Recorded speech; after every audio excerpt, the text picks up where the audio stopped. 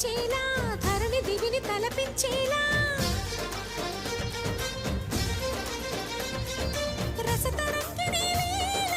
ఎదిని నృత్యరతులు చేయగలిగే వేళ భరత వేదముగా నిరత నాట్యముగా కదిలిన పదమిది ఈశా